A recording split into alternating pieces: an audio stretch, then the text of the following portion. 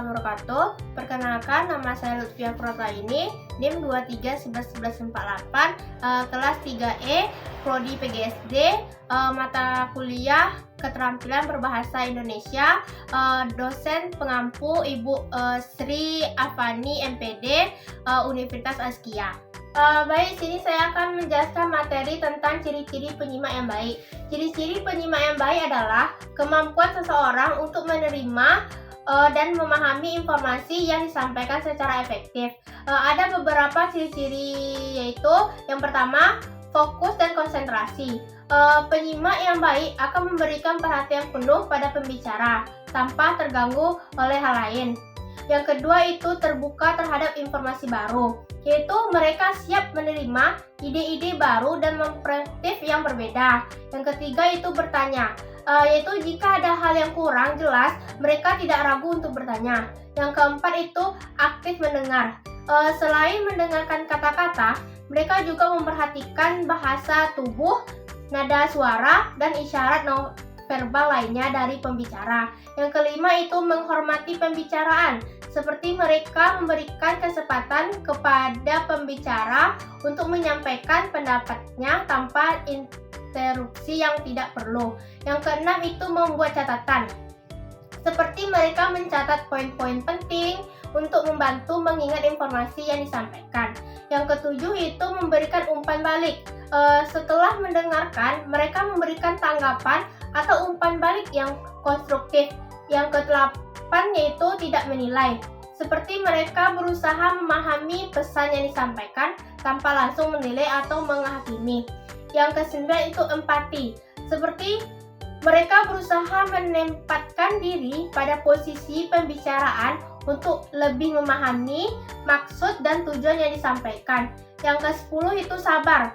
Mereka sabar mendengarkan, terutama jika pembicaraan menyampaikan informasi yang kompleks atau membutuhkan waktu untuk menjelaskan. Di sini saya akan menjelaskan tentang materi faktor-faktor penentu keberhasilan menyimak, yaitu kemampuan menyimak adalah keterampilan penting dalam berkomunikasi. Jadi ada beberapa faktor yang mempengaruhi keberhasilan menyimak, antara lain yang pertama itu faktor internal. Faktor internal terbagi beberapa poin. Yang pertama konsentrasi, yaitu kemampuan fokus pada pembicaraan tanpa terganggu oleh hal lain sangat penting. Yang kedua itu minat.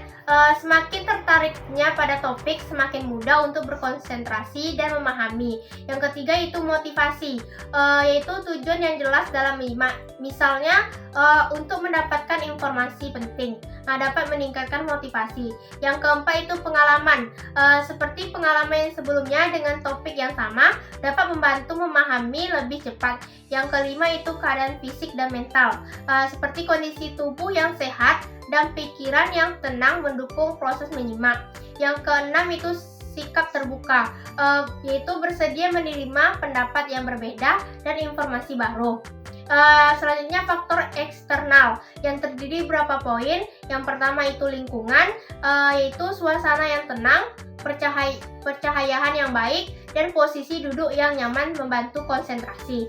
Yang kedua itu pembicara, seperti kejelasan suara, bahasa tubuh, dan struktur penyampaian berbicara saat mempengaruhi pemahaman. Yang ketiga itu gangguan, seperti suara bising, gerakan yang mengganggu, atau gangguan visual dapat menghambat proses menyimak. Selanjutnya materi tentang cara meningkatkan perilaku menyimak.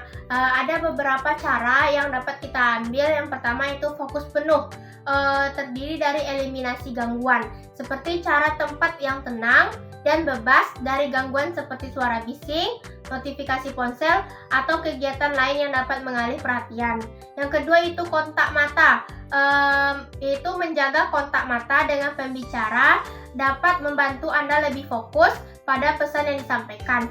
Yang ketiga itu posisi tubuh, yaitu duduk di tegak dan hadapkan tubuh ke arah pembicara untuk menunjukkan minat dan perhatian. Yang kedua itu aktif mendengar, terdiri dari ajukan pertanyaan, seperti jangan ragu untuk bertanya jika ada hal yang tidak dijelaskan. Yang kedua itu buat ringkasan. Cobalah untuk merangkum poin-poin penting setelah berbicara selesai. Yang selanjutnya berikan umpan balik, yaitu tunjukkan bahwa Anda sedang mendengarkan dengan memberikan tanggapan yang sesuai, seperti mengangguk, tersenyum, atau mengulangi kata-kata kunci. Yang ketiga itu teknik menyimak efektif, yaitu mind mapping, yaitu visualisasikan informasi dengan membuat peta pikiran. Ini juga membantu kita mengorganisir ide-ide dan melihat hubungan antar konsep. Selanjutnya catatan singkat, yaitu catatan poin-poin penting untuk membantu mengingat informasi.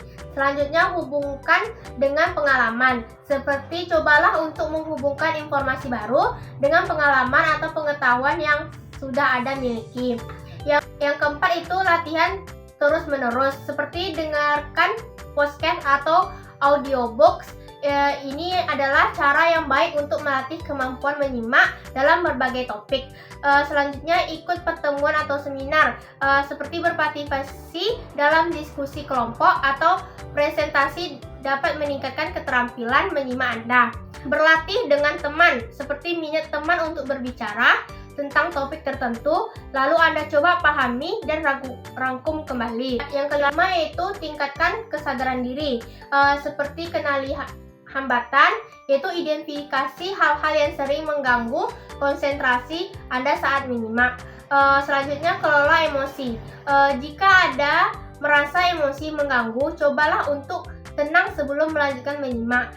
Selanjutnya itu perbaiki pola pikir. Hindari membuat penilaian atau asumsi sebelum mendengarkan seluruh pesan. Selanjutnya materi tentang strategi menyimak dan contohnya. Terdiri beberapa. Yang pertama tuh simak ucap ulang. Contohnya guru membacakan sebuah cerita pendek, lalu siswa secara bergantian diminta untuk menceritakan kembali cerita tersebut dengan kata-kata sendiri. Yang kedua itu simak kerjakan. Contohnya seperti guru memberikan instruksi untuk menggambar sesuai dengan deskripsi yang didengar. Misalnya gambarlah sebuah rumah yang berwarna kuning dengan atap berwarna coklat dan jendela berwarna biru. Yang ketiga itu simak terka. Contohnya guru membacakan awal sebuah cerita, lalu siswa diminta untuk menebakkan bagaimana akhir sebuah cerita tersebut. Yang selanjutnya tuh simak tulis. Contohnya seperti guru membacakan daftar belanja, siswa diminta untuk menulis daftar belanja tersebut. Selanjutnya itu bisik berantai. Contohnya guru membisikkan sebuah kalimat kepada siswa pertama, lalu siswa pertama membisikkan kalimat tersebut kepada siswa kedua, dan seterusnya hingga sampai ke siswa terakhir. Dan siswa terakhir kemudian mengucapkan kalimat tersebut dengan keras. Selanjutnya identifikasi kalimat topik. Seperti guru membacakan paragraf, siswa diminta untuk menyebutkan kalimat yang menjadi inti atau topik utama paragraf tersebut. Selanjutnya identifikasi kata kunci. Contohnya guru membacakan sebuah cerita pendek, lalu siswa diminta untuk menulis kata-kata kunci yang berkaitan dengan tema cerita. Selanjutnya menjawab pertanyaan. Contohnya setelah mendengarkan sebuah cerita, guru mengajukan pertanyaan-pertanyaan tentang isi cerita tersebut. Selanjutnya menyelesaikan cerita. Contohnya guru membacakan potongan-potongan cerita secara acak, lalu siswa diminta untuk menyusun potongan-potongan tersebut menjadi sebuah cerita yang utuh. Selanjutnya itu merangkum. Contohnya setelah mendengarkan sebuah penjelasan materi, siswa diminta untuk merangkum materi tersebut dalam beberapa kalimat. Selanjutnya parafrase, yang bertujuan melatih siswa menyampaikan informasi dengan kata-kata sendiri. Contohnya guru membacakan sebuah kalimat, lalu siswa diminta untuk menyampaikan kalimat tersebut dengan arti yang sama, tetapi menggunakan kata-kata yang berbeda. Hanya itu yang dapat saya sampaikan dalam materi yang tadi. Kurang dan lebihnya saya mohon maaf. Assalamualaikum warahmatullahi wabarakatuh.